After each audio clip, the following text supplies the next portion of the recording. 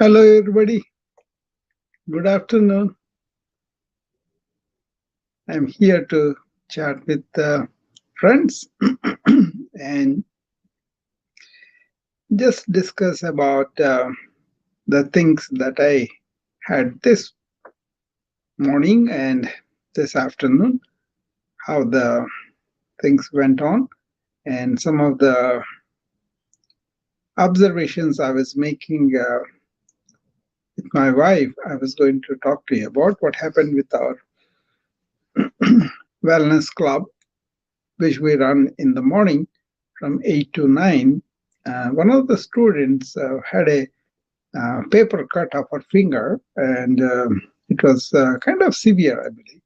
And she was applying bandages and all that. That was not the thing that of note. Of note is I was trying to teach her how we are not just body and mind, but we are that energy, powerful energy within us, the soul energy, and body and mind are only her tools.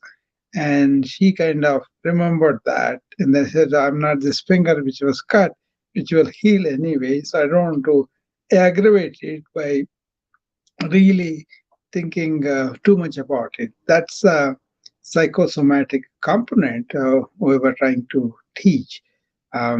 Second of it, little dissociation from our body and our mind is really something else. Okay, so you should have a serious diagnosis down the line. She's only in her 30s, maybe, but down the line, her health would be much better by really her mind is acting on herself and making it much. That's basically what the psychosomatic is. Somatic illness worsened by your own thought, how you think about it, how you think that is you, and you don't have any really gap between the body and the mind, right? That's what I was trying to point out to her.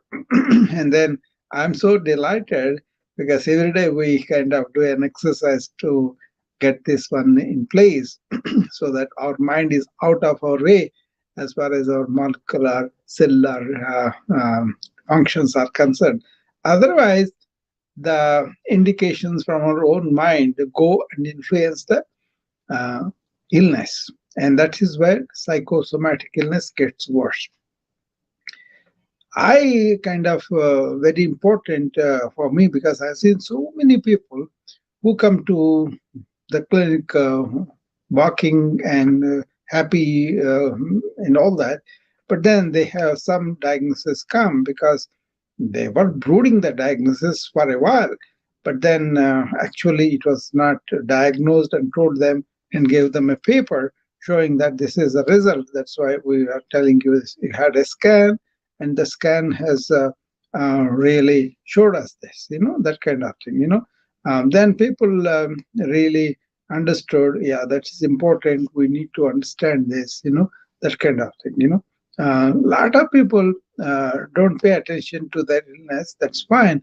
But some people kind of make it worse by thinking about it, by really giving attention to it unnecessarily, right? Or directing their thought in a negative manner that kind of influences the illness in a negative way.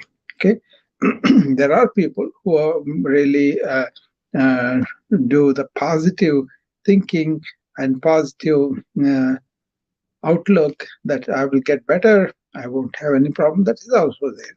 But either way, it can turn against you, and then it can make you feel really sick than you normally are. Okay, so that's one experience I would like to share with you all because that is something that happened today, right in front of us.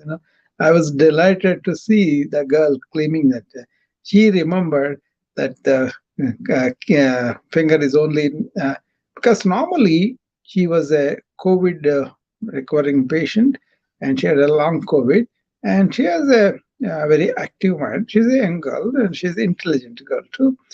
So she has this. continuous thought going on in her mind about things, and she worries so much more for things that do not require that much worry. They need action, but not like you going over. That's one thing. In the worry, what happens? Cyclical thought. The same thought comes in and bothers you. The same thought goes around you and all that. Okay, that kind of really yeah, it makes you make things worse than what they are. That's the point. So psychosomatic illness, a little bit distance from the body, a little bit distance from the mind, and able to see them as though they are objects. That's the idea of it. In ancient traditions, this is taught very well, and people uh, kind of walked around like, oh, this is temporary body, or this is temporary mind. I don't have to pay attention to it so much. That was their attitude, and it was taught, and then there are meditation practices to encourage people to say that aloud.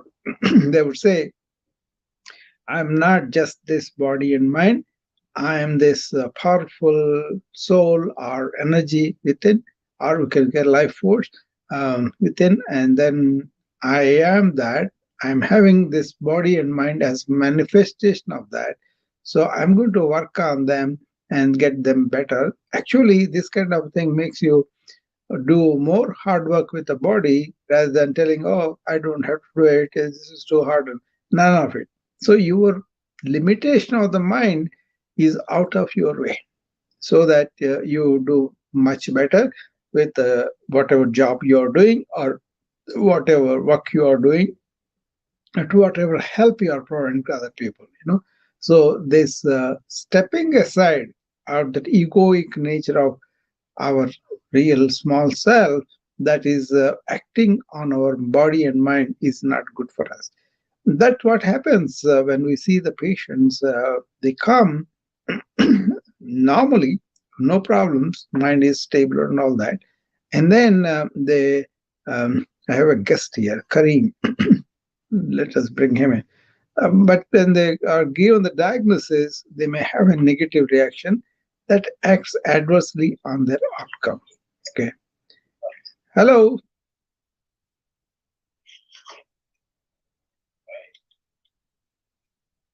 Hello, Kareem. I could not hear you. You're very low.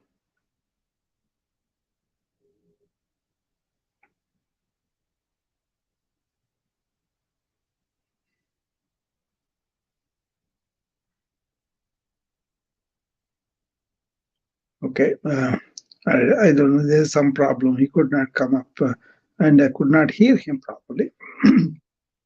So let's continue. What we are talking about is the psychosomatic illness, and how people may contribute to the worsening of their disease without them knowing what's going on, right?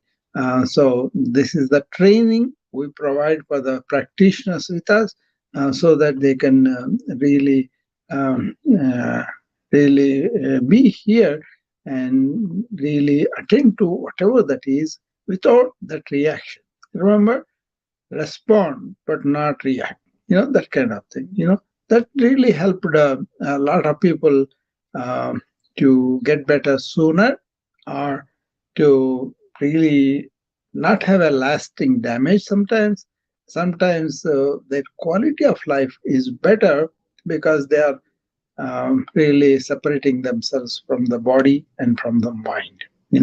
So hopefully that makes a little sense, and people can really uh, employ the technique in their daily life. Okay. So that's the incident I wanted to share today, and to see what was going on. And let me see, I don't know what's happening with this. Uh, Okay, I think he's trying again. Let me try again. Okay, okay, Karim, let me try. Earlier he could not come, but yeah, I think he's now coming up probably. I couldn't hear at all earlier, and then you disappeared. Hi, Karim, how are you? Hi.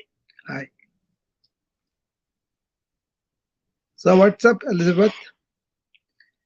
Hello. Yeah. You want to say something?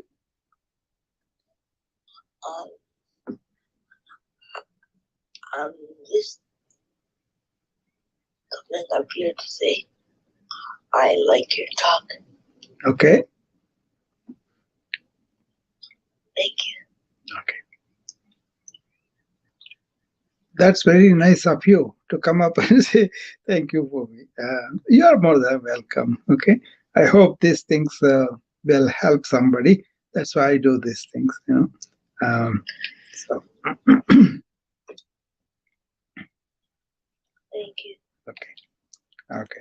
So with that, I will take leave now for now because I was trying to make a note of what was going on with my students and also chat with people if they should show up. Maybe they are in the middle of the work or doing something, right? So then that will be very difficult for me to continue. Okay, I will see you again tonight. Okay, bye bye.